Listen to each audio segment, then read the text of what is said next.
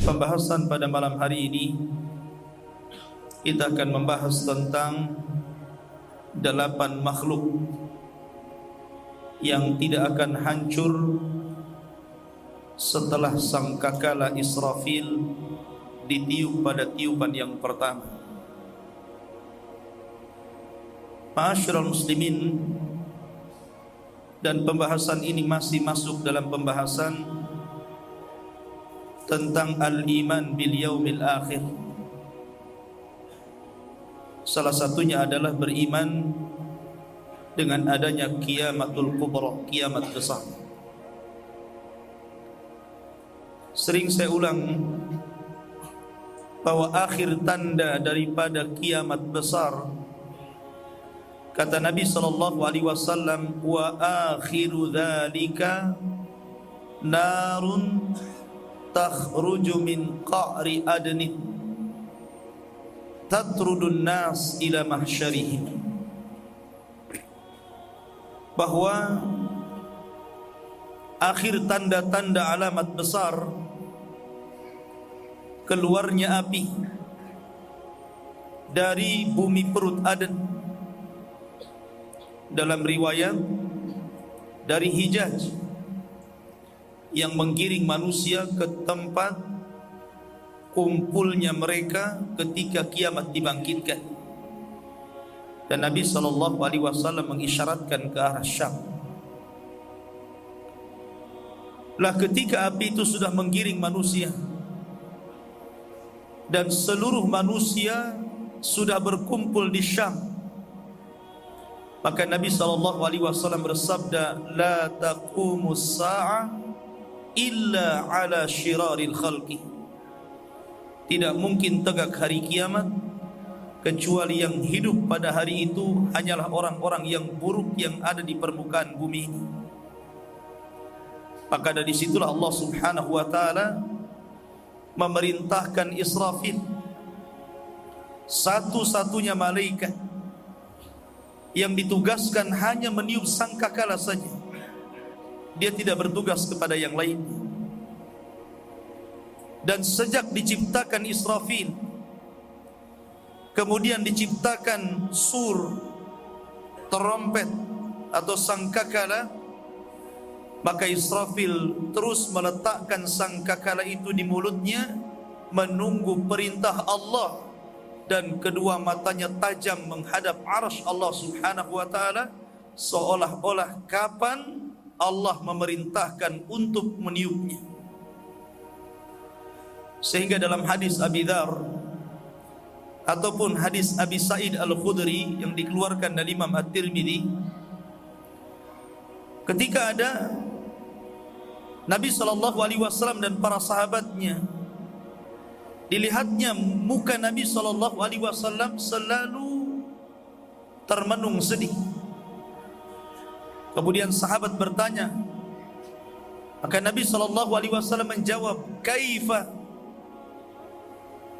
Kaifa an'am wa qad iltaqama Israfil as-surah atau sahibul qarni qarna fayanfukhu fi.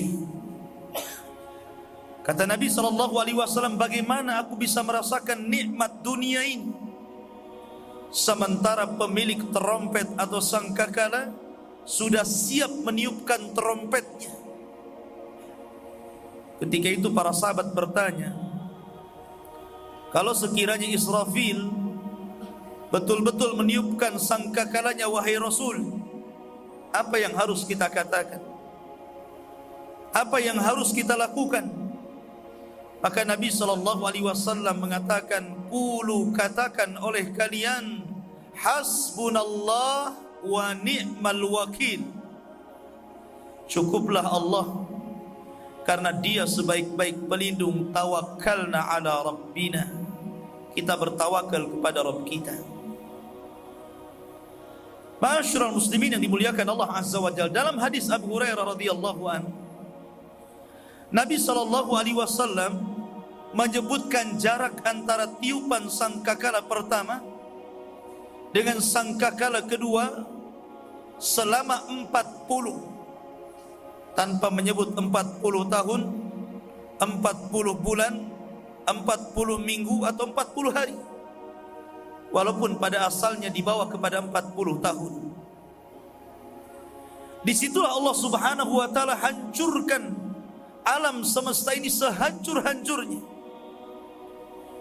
Disitulah Allah subhanahu wa ta'ala gelapkan dunia, zulumat fauqa zulumat, kegelapan di atas kegelapan. Karena matahari digelapkan, bintang-bintang dijatuh-jatuhkan, lautan ditumpahkan, gunung dihancurkan, bumi digempakan. Disitulah alam semesta dihancurkan dan disitulah permulaan kiamat besar. Tetapi dengan kehendak Allah subhanahu wa ta'ala, ada makhluk-makhluk yang tidak dihancurkan Allah azza wa jalla. Tidak semua. Walaupun Allah subhanahu wa ta'ala berfirman, kullu man 'alaiha fan wa yabqa wajhu rabbika dzil jalali wal ikram. Seluruh alam ini dihancurkan kecuali wajah Allah subhanahu wa ta'ala, pemilik wajah yang sangat mulia. Tapi di sana Allah kehendaki ada makhluk-makhluk yang ketika terjadi kiamat besar Allah tidak hancurkan. Inilah pembahasan yang kita akan bahas pada malam hari ini. Makhluk apa yang Allah tidak hancurkan? Al-Imam Al-Barbahari dalam kitabnya Syarhus Sunnah, dan juga Imam As-Suyuti rahimahullahu ta'ala menyebutkan, dan juga ulama-ulama akidah yang lainnya, bahwa di antara makhluk-makhluk Allah yang tidak dihancurkan itu jumlahnya 8, dan ada yang menambah 9. Kemudian disebutkan pertama al-jannatu, sorga. Yang kedua an-naru, neraka. Yang ketiga al-arsyu, arsy. Yang keempat al-kursiyu, kursi. Yang kelima al-qalamu, qalam. Yang keenam al-lauhil mahfuz, lauhil mahfuz. Yang ketujuh ruh. Dan yang kedelapan al-ajmu, ujung dari tulang ekor manusia. Dari situlah kita dibangkitkan oleh Allah subhanahu wa ta'ala. Ma'asyiral muslimin yang dimuliakan Allah azza wa jalla, kita rinci satu-satu. Al-jannatu wan nar, surga dan neraka. Kedua makhluk ini sudah Allah subhanahu wa ta'ala ciptakan. Kedua makhluk ini Allah telah menciptakan keduanya, dan sekarang sudah ada. Karena Nabi SAW pernah diperlihatkan keduanya dalam peristiwa Isra dan Mi'raj, dan dalam kesempatan yang lainnya. Kalau kita bicara tentang surga, maka surga adalah darun a'addallahu lil muttaqin waliman asa minal muwahhidin. Jadi surga itu sebuah tempat yang Allah peruntukkan hanya untuk orang-orang yang bertakwa saja, dan juga untuk ahli maksiat tetapi dia masih mentauhidkan Allah. Selama dia masih mentauhidkan Allah, walaupun dia bermaksiat kepada Allah, masih ada harapan masuk surga. Karena orang yang masuk surga itu dengan dua jalan. Pertama, direct masuk surga tanpa azab dan hisab. Yang kedua, ada proses dulu, diazab dulu di neraka. Setelah mendapatkan syafaat, baru kemudian dikeluarkan dan dimasukkan ke dalam surga. Surga ini berbeda dengan neraka, karena surga itu sifatnya darajat. sementara neraka itu sifatnya darakat. Darajat artinya semakin tinggi sorga, maka semakin indah dan mulia. Semakin rendah neraka, maka semakin buruk dan mengerikan kondisinya. Begitulah sifat sorga dan neraka. Makanya Nabi SAW ketika membawakan hadis qudsi, ketika menghabarkan para pembaca Al-Quran, beruntung antum di dunia yang sering membaca Al-Quran, menghafal Al-Quran, gemar membaca Al-Quran, karena Allah Subhanahu wa ta'ala akan membahagiakan mereka di surga. Apa kata Allah kepada para pembaca Al-Quran? Allah berfirman, Iqra wartaq warattil kama kunta turattil fid dunya fa inna manzilataka inda akhiri ayatin taqra'uha. Kata Nabi SAW, bacalah, baca kau sekarang Al-Quran ini di surga ini, kemudian naiklah, dan dia akan naik. Pakai apa naik? Pakai rof-rof semacam sayap, naik ke atas. Kemudian Allah mengatakan, warattil, tartilkan bacaanmu sebagaimana engkau mentartilkan bacaan Qur'anmu di dunia. Karena nanti akhir daripada tingkatan yang kau akan tempati di sorga itu sesuai dengan akhir ayat yang kau baca di dunia. Semakin membaca Al-Quran, gemar membaca Al-Quran, maka semakin tinggi tingkatannya.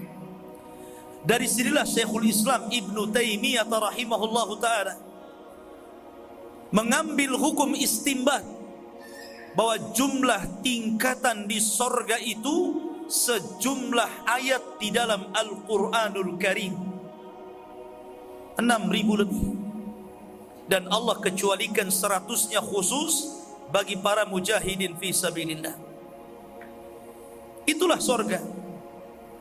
Dan sorga ini sering saya ceritakan, tidak perlu diperpanjang. Begitu juga neraka. Allah Subhanahu wa ta'ala memberikan pintu-pintu neraka lebih sedikit dibandingkan pintu sorga. Karena pintu sorga itu 8, tapi pintu neraka itu 7. Dan ini ingin menjelaskan kepada kita bahwa rahmat Allah lebih luas dibandingkan kemurkaannya. Neraka ini untuk siapa? Darun a'addallahu lil kuffari wal munafiqin. Sebuah tempat yang Allah peruntukkan untuk orang-orang kafir dan juga orang-orang munafiqin dan juga orang-orang mujrim. Mereka dimasukkan ke dalam neraka. Dan Allah Subhanahu wa ta'ala takdirkan keduanya kekal. Tetapi kekekalan sorga dan neraka itu tidak sekekal Allah. Karena kekekalan keduanya diawali dari tidak ada, kemudian Allah ciptakan menjadi ada, dan atas kehendaknya Allah kekalkan keduanya. Jadi keduanya masih berhajat kepada Allah, tapi kekalnya Allah tidak berhajat kepada siapapun. Karena Allah Subhanahu wa ta'ala satu-satunya zat yang maha kekal, yang tidak didahului dengan adam, dengan ketidakadaan. Ma'asyiral muslimin yang dimuliakan Allah Subhanahu wa ta'ala, Nabi SAW menggambarkan dalam sebuah hadis, idza dakhala ahlul jannatal jannah wa ahlun naron nara ji'a bil mauti ala suratil kabshi. Apabila penduduk surga Allah masukkan semuanya ke dalam surga, artinya yang di neraka itu sudah tidak ada lagi, kecuali memang penduduk yang dikekalkan di dalamnya. Kalau yang tidak dikekalkan sudah diambil dan dimasukkan ke dalam surga. Dan apabila penduduk neraka sudah dimasukkan semuanya ke dalam neraka, disitulah Allah datangkan kematian. Dan kematian ini Allah bentuk seperti kambing gibas. Kemudian Allah sembelih di antara sorga dan neraka. Disitulah tidak ada kematian lagi. Karena yang terakhir mati, mati. Kalau yang terakhir mati, berarti tidak ada kematian lagi. Matinya sudah mati masalah. Disitulah Allah Subhanahu wa ta'ala memerintahkan penyeru untuk menyerukan kepada kedua penduduk surga dan neraka, ya ahlal jannah la mauta lakum. Ahli surga, tidak ada kematian bagi kalian lagi. Wa ya ahlan nar la mauta lakum. Saya kalau nengok ke sana, antum jangan pikir ahli neraka ya. Ya ahlan nar la mauta lakum. Tidak ada kematian bagi kalian. Maka mereka dikekalkan di dalamnya. Yang ahli sorga nikmat dengan sorganya, yang ahli neraka tersiksa dengan nerakanya. Tapi kemudian jangan seperti kelompok sesat. Ada satu kelompok sesat yang mengatakan penduduk neraka ini kalau lama-lama disiksa jadi nikmat juga katanya. Karena terbiasa dipukuli. Mana ada? Allah yang mengatakan kullama nadijat juluduhum baddalnahum juludan ghairaha liyadzuqul adzab. Setiap kali kulit mereka dikelupaskan, Allah ganti dengan yang baru. Dikelupaskan lagi, Allah ganti lagi, sampai mereka merasakan azab Allah Subhanahu wa ta'ala. Ini dua makhluk yang Allah takdirkan tidak akan musnah oleh tiupan trompet sangkakala Israfil. Kemudian yang nomor 3 Arasy, dan yang nomor 4 kursi. Bicara Arasy ini yang menarik, ikhwah fillah muliakan Allah Subhanahu wa ta'ala. Arasy ini adalah makhluk yang paling besar. Tidak ada makhluk yang lebih besar dibandingkan Arasy. Walaupun para ulama khilaf tentang awal penciptaan, apakah Arasy dulu ataukah kolam dulu. Tapi pendapat yang rajih wallahu alam, menurut Al-Imam Ibnul Qayyim dan yang lainnya, bahwa makhluk yang pertama kali diciptakan Allah adalah Arasy. Arasy dulu. Allah Subhanahu wa ta'ala menciptakan Arasy, dan Arasy ini alal ma, posisinya di bawah air. Artinya di atas langit situ ada lautan. Dan singgasana itu berada di atas lautan, di atas langit. Lah ketika Allah Subhanahu wa ta'ala menciptakan Arasy alal ma, disitulah Allah Subhanahu wa ta'ala menciptakan pena kolam. Kemudian Allah perintahkan kepada kolam, uktub kulla syai'in. Kolam, catatlah segala sesuatu yang sedang terjadi, yang akan terjadi, dan begitu seterusnya. Dari sini menunjukkan bahwa seluruh makhluk Allah berada di bawah Arasy. Seluruh makhluk Allah setelah Allah ciptakan Arasy, semua di bawah. Karena Arasy itu makhluk Allah yang sangat besar. Saya akan sebutkan 2 alasan supaya antum bisa membayangkan betapa besarnya Arasy Allah, bagaimana penciptanya. Asar daripada Abdullah bin Abbas radhiyallahu anhuma, ketika beliau membandingkan antara besarnya langit dengan kursi. Kata Abdullah bin Abbas, kalau anda ingin tahu berapa besarnya kursi dengan langit, coba anda berjalan ke tengah padang pasir. Orang kalau berada di tengah padang pasir persis seperti berada di tengah lautan. Karena mengarah ke kiri pasir, ke kanan pasir, belakang pasir, depan pasir. Seolah-olah antum berada di lautan pasir. Kemudian setelah antum sampai di tengah-tengah padang pasir, copotlah cincin antum ini. Setelah dicopot, letakkan di tengah padang pasir. Kata Abdullah bin Abbas, cincin itu langit bersama lapisannya, adapun padang pasir ini kursinya. Besar kursinya Allah. Kemudian Abdullah bin Abbas memberikan perbandingan lagi, adapun perbandingan arasy dengan kursi, maka sama dengan perbandingan kursi dengan 7 lapis langit. Sebesar apa itu? Enggak bisa membayangkan kita besarnya.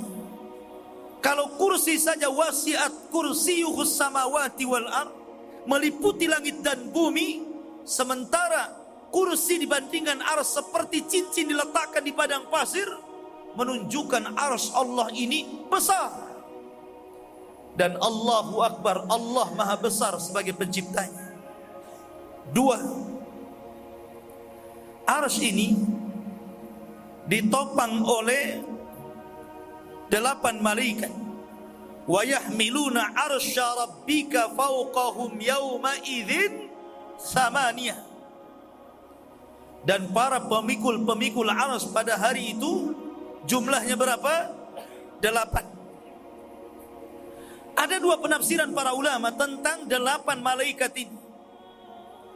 Ada yang mengatakan 8 itu ya 8 malaikatnya, sesuai dengan hitungan matematika yang antum paham, 1, 2, 3, 4 sampai 8. Artinya 8 malaikat yang mengusung arsy. Ustaz, arsy sebesar itu, yang ngusung arsy cuma 8 malaikat. Antum harus paham malaikat yang mengusung arsy dulu. Dalam sebuah hadis yang dihasankan oleh Syekh Albani rahimahullahu ta'ala, dan juga ulama yang lain yang mengatakan Nabi diizinkan untuk mensifatkan 1 malaikat pemikul arsy. Kata Nabi SAW, telapak kakinya berada di lapisan bumi yang paling bawah.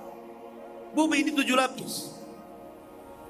Kakinya malaikat pemikul arsy itu ada di lapisan yang nomor 7 paling bawah.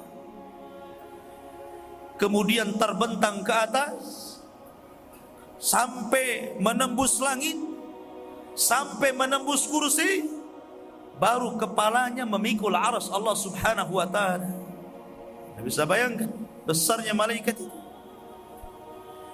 Kemudian Rasul mengatakan, ma baina sahmati udhuni ila atiqi masirati 700 amin. Kemudian Rasul menggambarkan jarak antara daun telinga, nih daun telinga yang paling bawah, dengan bahu dia, itu atik namanya bahu. Jarak antara daun telinga ke bahu itu perjalanan 700 tahun. Sampai di mana tuh? Kalau antum jalan 700 tahun,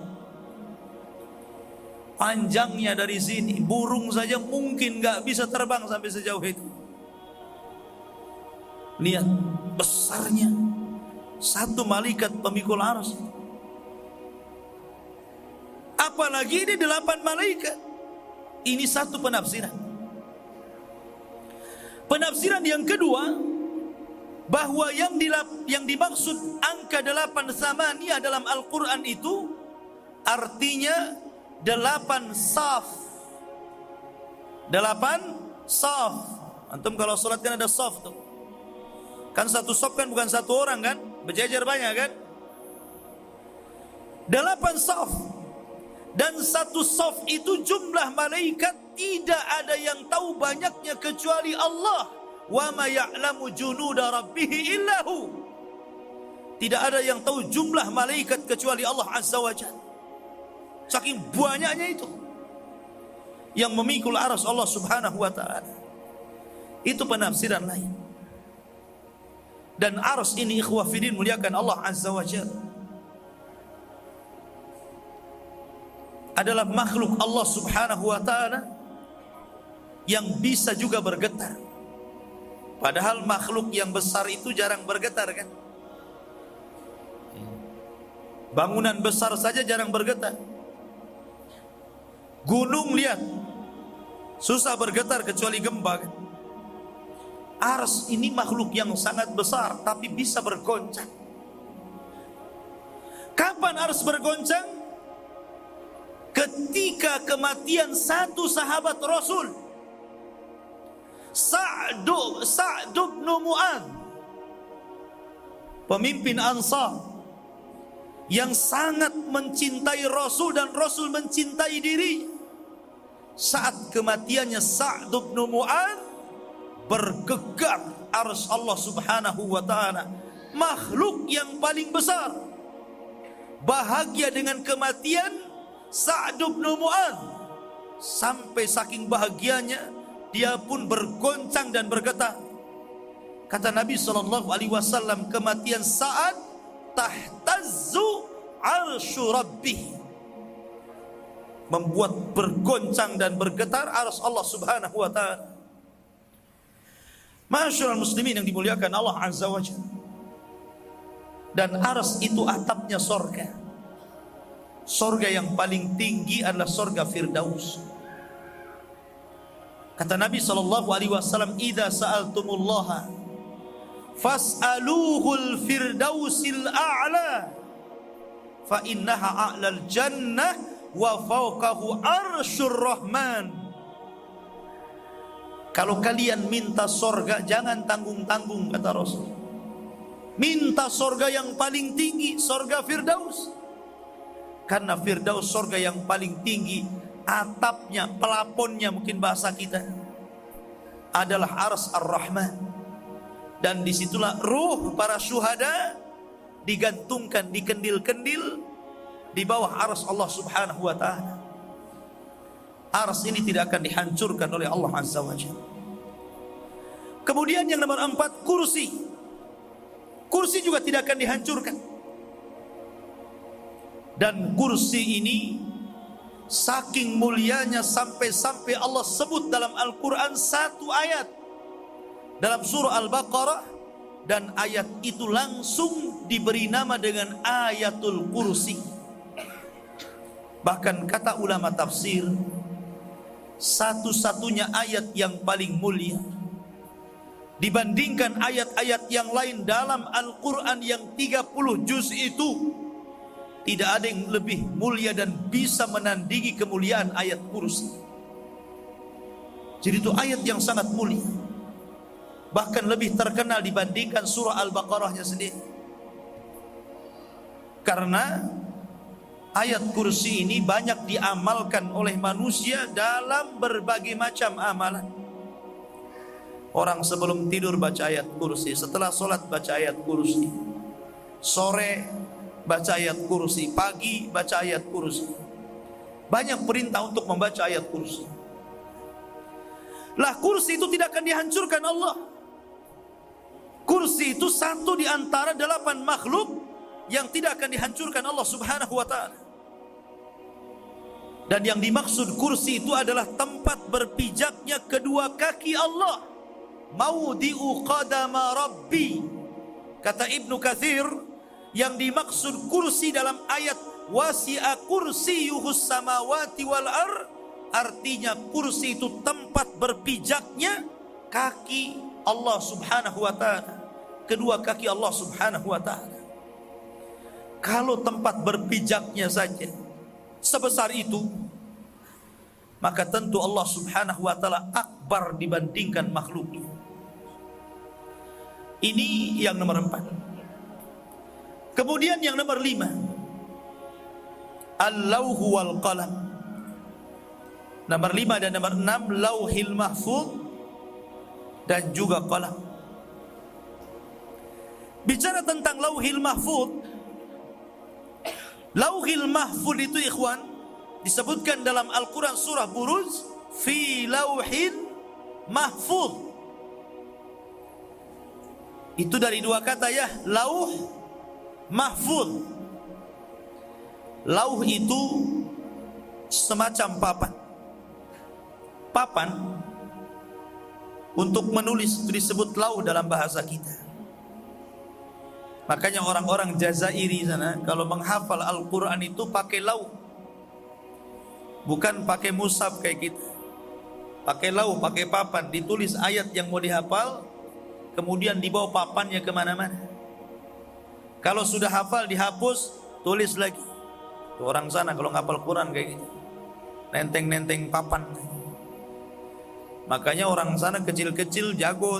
Oh, di sini mungkin kalau ada yang tahu surat ayat itu udah hebat ya. Oh, di sana anak-anak kecil udah biasa itu. Ya. Karena begitu cara pendidikan menghafal Quran. Tapi yang dimaksud lauh di sini adalah, disebutkan para ulama, adalah makhluk Allah, mahallun limaqadiril khalaik. Satu makhluk Allah yang dikumpulkan padanya seluruh takdir-takdir makhluk diletakkan di situ. Seluruh takdir makhluk sejak zaman pena menulis sampai kiamat dibangkitkan tercatat di situ. Rizkinya, ajalnya, bahagianya, celakanya, semuanya dicatat dalam lauh tersebut. Dan antum harus pahami beberapa kaedah ketika kita berbicara tentang lauhil mahfud. Yang pertama, bahwa lauhil mahfud adalah perkara gaib, sehingga seseorang tidak boleh mensifati lauhil mahfud kecuali berdasarkan Al-Quran dan Sunnah Nabi. Ini perkara gaib masalahnya. Yang kedua, kalimat lauhil mahfud, papan yang dijaga, terjaga dari apa? Kenapa harus dijaga? Dari dua perkara. Lauhil mahfud mahfud itu artinya dijaga atau terjaga dari at-taghyiri wat-tabdili waz-ziyadati wan-nuqsan. Terjaga dari perubahan, dari penggantian, dari tambahan, dari pengurangan. Tidak mungkin terjadi apa yang sudah ditulis di Lauhil Mahfud terjadi perubahan sedikit pun. Gak mungkin berubah. Begitu terus sejak ditulisnya sampai dikiamatkannya dunia ini. Ini yang pertama. Yang kedua, terjaga dari wusuli syaitan, sampainya setan ke situ, kemudian mencuri isi daripada takdir-takdir manusia. Setan tidak akan sanggup masuk ke situ untuk mencuri dengar, kemudian membawa ke bumi dan dijual kepada tukang sihir. Gak akan sampai setan di situ, karena lauh itu dijaga oleh para malaikat. Inna nahnu nazzalna dzikra wa inna lahu lahafidhin. Allah menjaga lauhil mahfuz, tidak mungkin disentuh. Ada memang riwayat yang mengatakan bahwa catatan itu, yang dimaksud lauh itu adalah keningnya Jibril. Apa ini namanya? Keningnya. Jadi ketika Allah menciptakan kolam itu, yang suruh menulis itu di keningnya Jibril. Jadi kolam itu nulis di keningnya Jibril. Semua takdir-takdir makhluk selama hidup di dunia. Apa keningnya Israfil? Apa? Dalam keningnya Israfil. Sampai akhirnya Israfil meniup sangkakan. Tapi sekali lagi, ini tidak benar. Riwayatnya tidak sampai kepada derajat yang bisa dijadikan hujjah. Tidak perlu kita kemudian memakai riwayat ini bahwa lauhil mahfud itu adalah dahinya Israfil, yang kemudian qala mencatat di situ sampai kiamat. Ma'asyiral, ada yang mengatakan dalam riwayat Abu Syaikh bahwa lebar dan besarnya Lauhil Mahfuz itu masiratu mi'ati amin. Ada yang mengatakan sejarak 100 tahun perjalanan lebarnya. Ya. Sampai di mana itu kalau antum jalan 100 tahun? Nah, itulah lebarnya Lauhil Mahfuz. Dan disitulah catatan seluruh takdir manusia. Bahkan takdir-takdir bukan hanya manusia, seluruh makhluk. Sejak diciptakan sampai dihancurkan Allah subhanahu wa ta'ala. Ya. Masyarakat muslimin yang dimuliakan Allah azza wa jalla, itulah juga makhluk yang dikecualikan lauh. Kemudian juga qalam. Yang nomor berapa itu? Nomor 6. Qalam. Nun wal qalami wa ma yasturun. Qalam, makhluk kedua yang Allah ciptakan. Kemudian qalam mencatat di lauh yang dijaga, yang disebut dengan mahfud. Ada yang mengatakan bahwa letak Lauhil Mahfuz dan juga qalam berada di dalam arasy sebagai kemuliaan keduanya, karena seluruh takdir Allah dicatat di situ dan Allah yang menjaganya. Wallahu a'lam.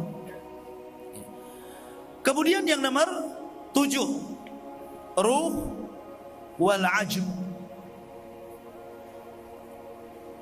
Pertanyaan, ketika kiamat dibangkitkan, kemana ruh pergi? Bukankah ruh tidak dihancurkan? Kemana ruh pergi? Kelayapan kemana ruh itu? Masyaallah muslimin yang dimuliakan Allah azza wa jalla, kita tahu bahwa ruh itu berbeda dengan jasad. Jasad tanpa ruh tidak ada kemuliaan. Tapi kalau jasad ada ruh, jasad itu jadi mulia. Pengen bukti, lihat orang hidup dengan orang mati. Orang hidup pakaiannya saja macam-macam, mobilnya saja gonta-ganti, jubahnya saja warna-warni. Coba kalau sudah mati, berapa warna itu pakaiannya? Satu. Kalau dipakaikan jas juga dimarahi orang. Jangan pakai jas, copot. Nggak ada sunnahnya. Kalau jasad gak ada ruh, itu gak ada kemuliaan. Nggak bisa dia berdandan, dia begitu saja pakaiannya, putih gitu ya. Tapi kalau ketemu ruh dengan jasad, jadi mulia. Allah muliakan sehingga dia bisa memakai baju sekehendaknya, kendaraan sekehendaknya, pakaian sekehendaknya, dan begitu seterusnya. Tapi tentu kemuliaan ini juga ditentukan dengan ketakwaan. Yang ingin saya jelaskan, ketika ruh seorang mukmin dan kafir meninggal dunia, maka mereka akan masuk ke dalam kuburan. Disitulah ada alam yang disebut dengan alam barzakh. Terjadi silang pendapat. Orang yang masuk ke dalam azab kubur atau masuk kepada nikmat kubur, apakah mereka merasakan nikmat dan azab itu hanya ruh saja, sementara jasad itu hancur dimakan tanah dan cacing tanah? Ataukah ruh dan jasad itu menyatu kembali dalam kuburan? Ini yang menjadi pertentangan ulama akidah. Tapi pendapat ahli sunnah wal jamaah, pendapat yang akrab, pendapat yang lebih benar, bahwa terjadinya azab kubur ataupun nikmat kubur setelah adanya fitnah kubur birruhi wal jasad, dengan ruh dan jasad. Artinya antum dibangkitkan sebagaimana antum sekarang hidup. Bayangkan coba antum sendiri di malam pertama masuk liang lahat, antum sendiri. Antum saja dalam kamar, ikhwan, antum gelapkan. Kemudian antum duduk saja temenung begitu, megap kita ini, kayak uka-uka jadinya. Coba.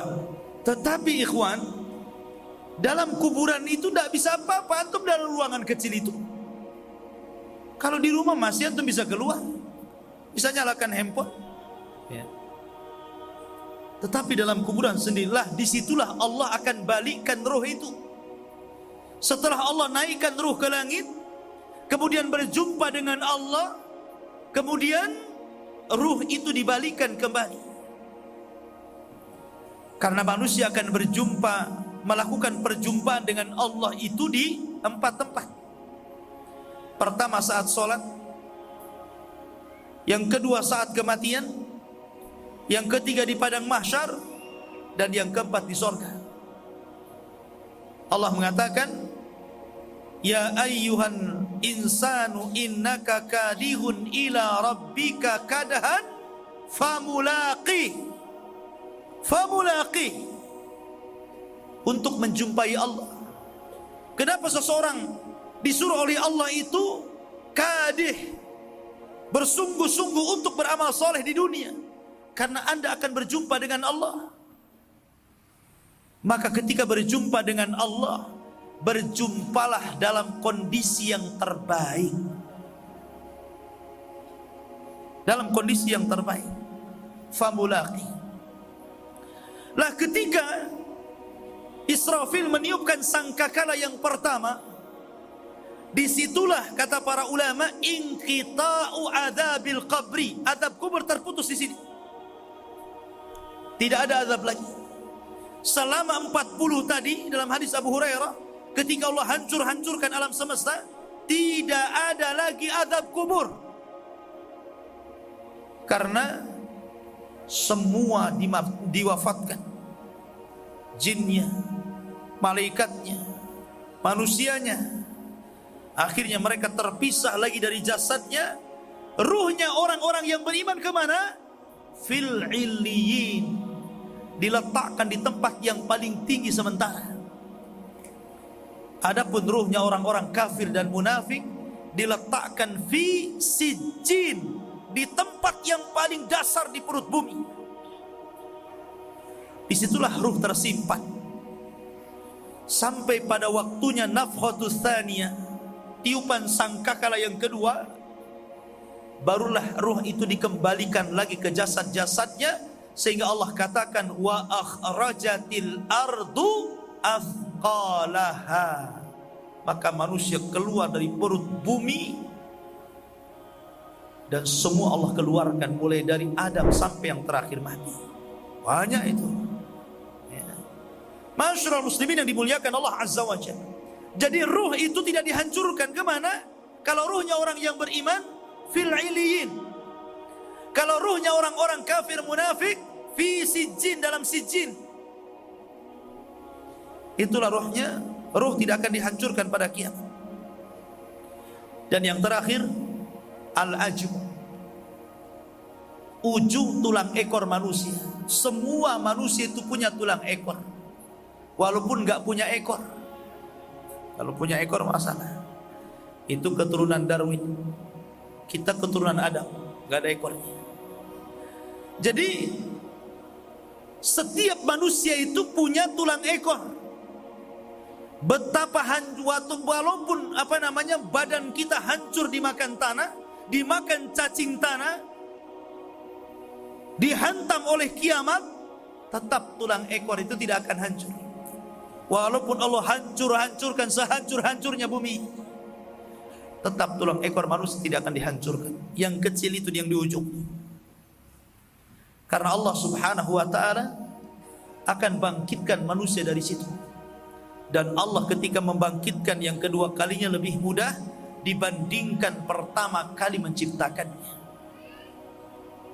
Tulang ekor itulah kita dibangkitkan Allah Azza wa Jalla.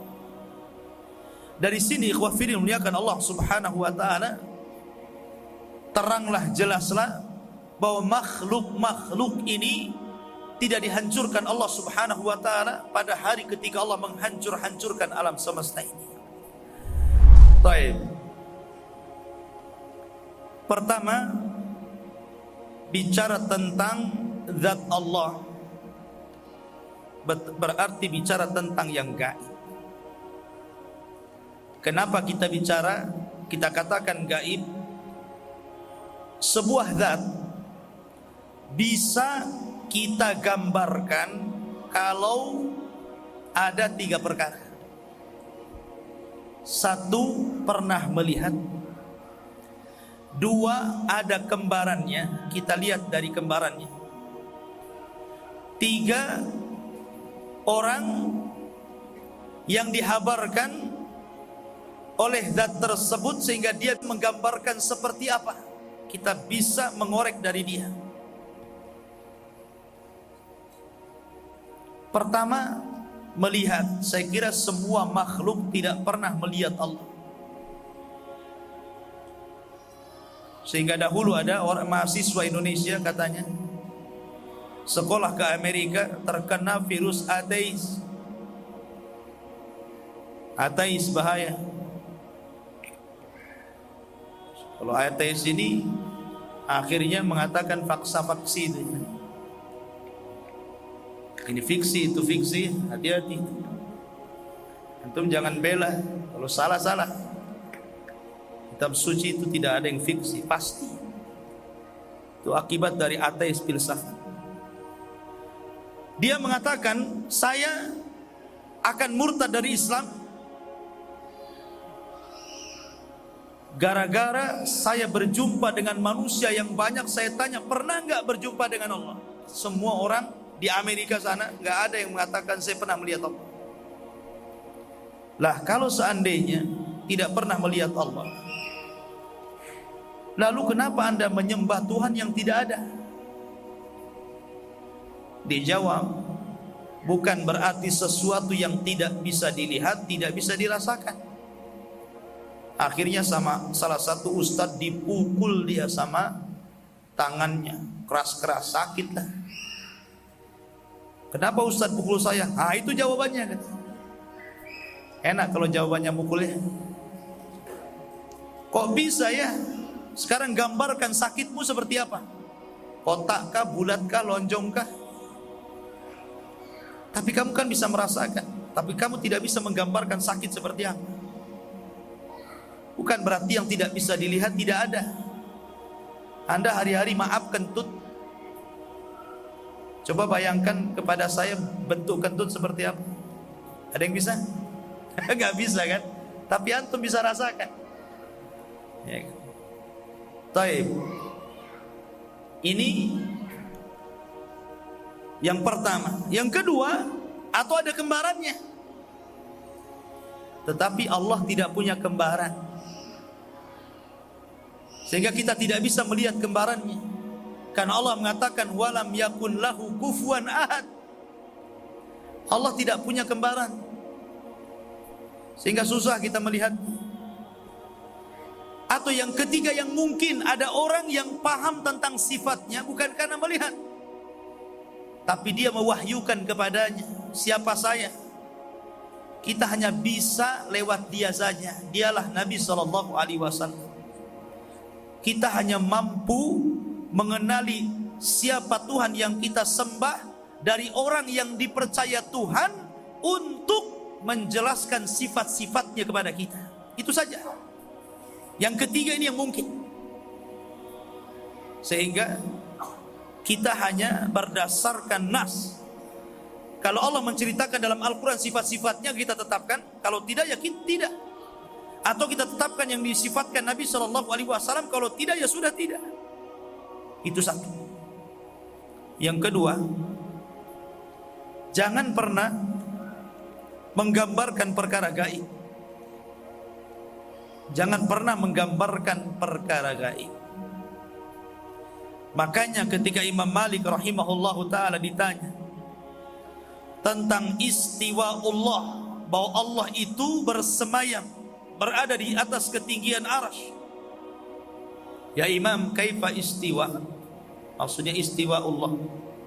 Marah Imam dan mengatakan istiwa ma'lum. Namanya istiwa itu jelas maknanya. Tetapi bagaimana istiwanya majhul, tidak jelas.